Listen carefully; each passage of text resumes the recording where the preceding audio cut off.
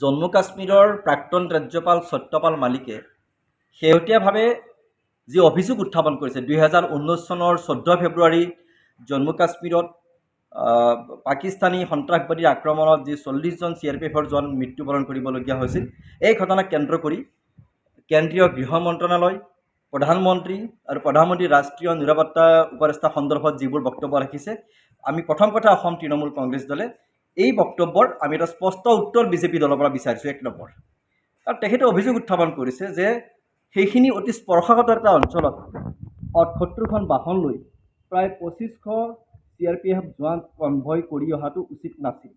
তেওঁলোকে বাৰম্বাৰ কেন্দ্ৰীয় গৃহ মন্ত্ৰণালয়ৰ পৰা তেওঁলোকে এয়াৰক্ৰাফ্ট বিচাৰিছিল 5খন, আৰু সেই এয়াৰক্ৰাফ্ট কেইখন কিয় নিদিলে?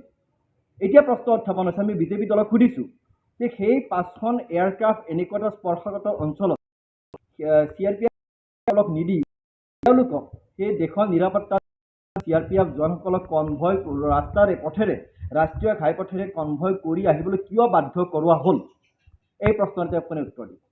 ইয়াৰ কাৰণে কেন্দ্ৰীয় গৃহ মন্ত্ৰালয় দায়ী নহয়নে? ইয়াৰ কাৰণে ৰাষ্ট্ৰীয় নিৰাপত্তা উপদেষ্টাজন দায়ী নহয়নে? ইয়াৰ কাৰণে প্ৰধানমন্ত্ৰী কাৰ্যালয় দায়ী নহয়নে? অথচ প্ৰধানমন্ত্ৰী ডাঙৰীয়াই তেখেতক খবৰ লৈ এই ঘটনাত চুপ থাকিবলৈ কোৱা বুলি তেখেতে উল্লেখ কৰিছে সত্যপাল মালিক। এই গোটেই কথাবিলাক কিন্তু আমাৰ সন্দেহ ঘনীভূত হৈছে। আৰু তেতিয়া সেইখিনি সময়ত যিদিনা এই ঘটনা সংঘটিত হৈছিল তাৰ পৰৱৰ্তী সময়ত দেশৰ সচেতন মহলে এই ঘটনাক লৈ কিন্তু সন্দেহ সকলোৱে কৰিছিল যে নিৰ্বাচনী বৈতৰণি পাৰ হ'বলৈ বিজেপি দলে ইয়াৰ কৌশল লৈছে নেকি, বা ইয়াৰ ব্যৱহাৰ কৰিবগৈ নেকি, বহুতে সন্দেহ কৰিছিল। আৰু সত্যপাল মালিকৰ বক্তব্য সেই সন্দেহ ঘনীভূত কৰিলে, বেছি সেই সন্দেহটো স্পষ্ট কৰিলে যে সঁচাকৈ বিজেপি দলে 2019 লোকসভা নিৰ্বাচনত ৰাইজক পাকিস্তানৰ বিৰুদ্ধে বা মানুহক আৱেগিক কৰি পুনৰবাৰ তেওঁলোকে নিৰ্বাচনী বৈতৰণি পাৰ হ'ল।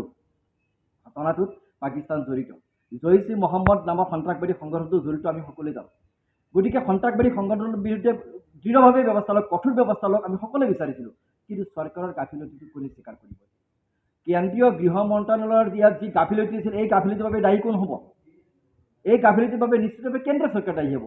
আৰু সেইকাৰণে বিজেপি দলক আমি পুনৰবাৰ সুধিছোঁ, তৃণমূল কংগ্ৰেছ দলে এই প্ৰশ্নৰ আপোনালোকে এই প্ৰশ্নৰ উত্তৰ দিয়ক এটা এটাকৈ। সত্যপাল মালিকৰ প্ৰত্যেকটো অভিযোগৰ উত্তৰ। আনকি এজন প্ৰাক্তন সেনা প্ৰধানেও একেধৰণৰ অভিযোগ উত্থাপন কৰিছে, শংকৰ ৰায়চৌধুৰী। শংকৰ ৰায়চৌধুৰীয়ে একে অভিযোগ উত্থাপন কৰিছে, প্ৰধানমন্ত্ৰী ডাঙৰীয়া, কেন্দ্ৰীয় গৃহ মন্ত্ৰণালয়, অজিত ডোভালক ইয়াৰ কাৰণে দায়ী দোষী সাব্যস্ত কৰিছে। আমিতো কৰা নাই। য'ত দেশৰ সেনাপ্ৰধান, প্ৰাক্তন সেনাপ্ৰধানে তেওঁলোকক আকৌ ইয়াৰ কাৰণে দায়ী বুলি তেওঁ অভিযোগ উত্থাপন কৰিছে।